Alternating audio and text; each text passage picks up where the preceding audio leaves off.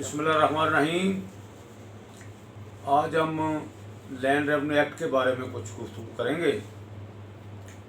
अब देखना यह है कि जो रेवेन्यू ऑफिसर्स हैं वो कितने हैं, उनकी क्लासेस क्या हैं और कहाँ से ये ऊपर से और नीचे तक कौन कौन से रेवेन्यू ऑफिसर्स होते हैं जो रेवेन्यू मैटर्स को डील करते हैं, उनके बारे में कुछ गुफ्तगू हम करेंगे। तो लैंड रेवेन्यू एक्ट की सेक्शन है 7, उसके मुताबिक क्लासेस ऑफ रेवेन्यू ऑफिसर का जिक्र किया गया है।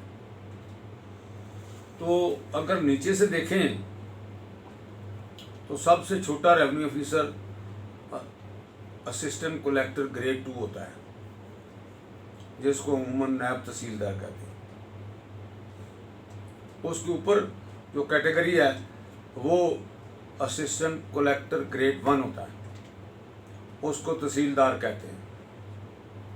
और इससे ऊपर अगर चले जाएं तो उसके ऊपर होता है तहसील लेवल पे, उसको वैसे तो असिस्टेंट कमिश्नर कहते हैं, लेकिन उसके पास पावर्स होती हैं कलेक्टर की।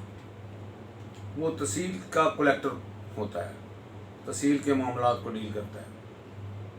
इसके ऊपर अगर चाहें तो फिर उसको भी कलेक्टर कहते हैं, लेकिन वो डिस्ट्रिक्ट लेवल पे होता है, ज़िला लेवल पे। अमूमन डिप्टी कमिश्नर साहबान जो होते हैं उनको ही कलेक्टर कहा जाता है।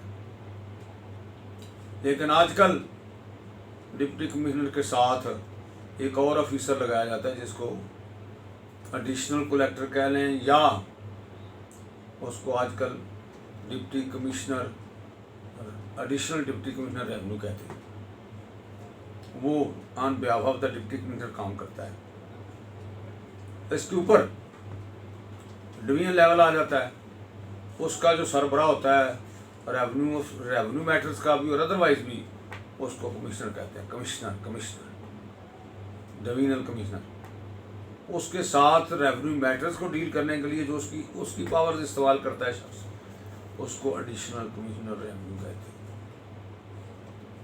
पावर्स वो कमिश्नर की होती हैं, लेकिन वो डेलीगेटेड पावर्स होती हैं। वो काम की सहूलत के लिए एक ऑफिसर को लगा देते हैं, तो उसको एडिशनल कमिश्नर रेवेन्यू कहते हैं।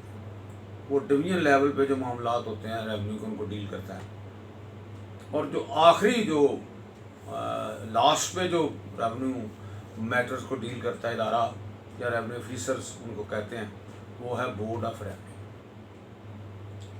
तो ये इस तरह की ये हायरार्की है इनकी, यानी नायब तहसीलदार, एसी, उसके बाद डीसी, उसके बाद कमिश्नर, उसके बाद बोर्ड ऑफ रेवेन्यू। और बोर्ड ऑफ रेवेन्यू जो है वो गवर्नमेंट ऑफ पंजाब के तहत होता है, लेकिन एक ऑटोनोमस बॉडी इस लिहाज से समझी जाती है बोर्ड ऑफ रेवेन्यू को कि वो जितने पंजाब में रेवेन्यू मैटर्स हैं, जुडिशल साइड से भी और एग्जीक्यूटिव साइड पे वो डील करते हैं।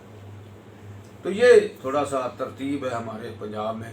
और अगर आप देखें तो तकरीबन सारे पाकिस्तान में यही है, क्योंकि पहले West Pakistan land revenue act 1967 होता था, जो ये 1 यूनिट टूटने से पहले एक ही था, क्योंकि एक ही सूबा था मगरबी पाकिस्तान। 2 सूबे थे, एक मशरकी पाकिस्तान और एक मगरबी पाकिस्तान। तो ये 1967 में तो मगरबी पाकिस्तान और मशरकी पाकिस्तान दोनों कायम थे। तो ये कानून बनाया गया। अब जब ये 1 यूनिट ख़त्म हो गया और सूबे बन गए ज़्यादा, तो फिर हर प्रोविंस ने इस कानून को अपना लिया और यही हर सूबे में हायरार्की है। बोर्ड ऑफ रेवेन्यू हर सूबे में मौजूद है, कमिश्नर होते हैं, डिप्टी कमिश्नर होते हैं, एसी होते हैं, तहसीलदार, नायब तहसीलदार। ये हायरार्की है रेवेन्यू।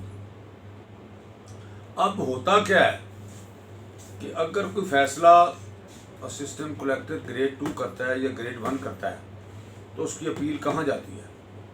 उसके फैसले के खिलाफ जब कहाँ अपील दायर होती है, वो है कलेक्टर तहसील, जिसको असिस्टेंट कमिश्नर भी कहते हैं।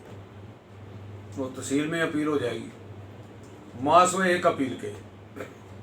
अगर वो तहसीलदार या नायब तहसीलदार फैसला करता है तो वो अपील जो है ना, एक वो एक्सेप्शन है, वो है तकसीम के मामलात की अपील।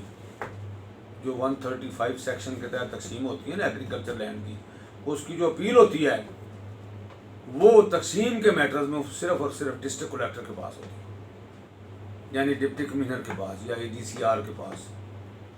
वो एसी के पास नहीं होती। बाकी सब अपीलें तहसील लेवल पे AC सुनता है। तो ये तरीका। उसके बाद अगर डिप्टी कमिश्नर का कोई फैसला हो बतौर कलेक्टर, और इसी तरह असिस्टेंट कमिश्नर का कोई फैसला हो बतौर कलेक्टर, तो उसकी अपील कहाँ जाएगी? वो कमिश्नर के पास जाएगी डिवीजन लेवल पे। और अमूमन एडिशनल कमिश्नर साहबान जो हैं वो अपीलें समाअत फरमाते हैं। तो ये दोनों अफसरान के फैसलों के ख़िलाफ़ जो अपीलें हैं या निगरानी है वो कहाँ पे जाएगी? कमिश्नर साहब के पास डिवीजनल लेवल पे। वो आगे एडिशनल कमिश्नर सुनते हैं या कमिश्नर साहब खुद भी सुन सकते हैं। यानी अमूमन जो फैसला डिप्टी कमिश्नर का होता है या कोई नंबरदारी वगैरह केसेस का ऐसा वैसा, तो आमतौर पे वो कमिश्नर साहबान खुद सुनते हैं।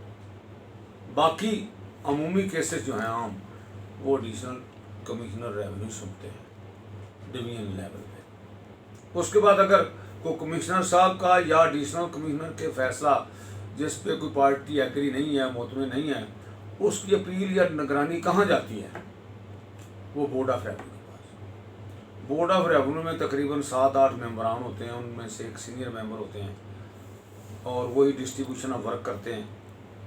और मेंबर 1, 2, 3, 4, 5, 6, 7 ये इनके नंबर होते हैं। और आजकल तो बड़ी सहूलत हो गई है कि बोर्ड ऑफ रेवेन्यू ने हर डिवीजन में मेंबर साहब जाते हैं, वहाँ जाके केसेस को सुनते हैं। फिर अगर गुजरात डिवीजन है तो गुजरात आएंगे, वो या गुजरांवाला डिवीजन है गुजरांवाला आएंगे, फैसलाबाद भी जाते हैं। तो ये एट द डोर स्टेप इंसाफ वो जो है वो महकमा माल जो है ये मुहैया कर रहे हैं। इसी तरह एडिशनल कमिश्नर भी साहबान जो हैं बेशक वो डिवीजन पे बैठते हैं, डिवीजनल लेवल पे, लेकिन वो दौरों पे भी जाते हैं, दीगर ज़िला में भी जाते हैं। लोगों को सहूलत है इसकी कि वहाँ पे अपना केस जो है उसकी समाअत करवा लें। तो ये बोर्ड ऑफ रेवेन्यू जो है इसका एक कलीदी किरदार है रेवेन्यू मैटर्स में। वो इंस्ट्रक्शन भी जारी करता है बोर्ड ऑफ रेवेन्यू, वो कंट्रोल भी करता है, वो गाइडलाइन भी देता है। तो ये एक बहुत बड़ा इदारा है और ये कुछ हद तक ऑटोनोमस बॉडी भी है, बेशक गवर्नमेंट के मुताबिक, लेकिन अपने भी फैसले करते हैं। वो बोर्ड ऑफ रेवेन्यू का एक सेक्रेटरी होता है, उसके मेंबर्स होते हैं और मुख्तलिफ़ किस्म के मेंबर्स बैठते हैं। यानी जुडिशल साइड पे मेंबर कानूनी होता है, वो कानूनी मैटर को डील करते हैं। मेंबर इस्तेमाल होता है, वो इस्तेमाल के मैटर को डील करते हैं। मेंबर चीफ सेटलमेंट कमिश्नर होता है उनमें, वो सेटलमेंट के मामला को डील करते हैं। और रेवेन्यू साइड पे कुछ मेंबर रेवेन्यू के केसेस को सुनते हैं। तो ये हिरार्की है और गाइडलाइन देते हैं, पॉलिसी जारी करते हैं, मामलात को देखते हैं। तो ये एक हिरार्की है रेवेन्यू की, जिसके मुताबिक ये हमारे पाकिस्तान में या हमारे पंजाब में या मुल्क में ये रेवेन्यू का सिस्टम जो है वो चल रहा है। तो यही चंद गुजारिशात इस बारे में जो मैंने कर दी हैं, मुझे उम्मीद है कि आप इससे फ़ायदा उठाएंगे। Thank you very much.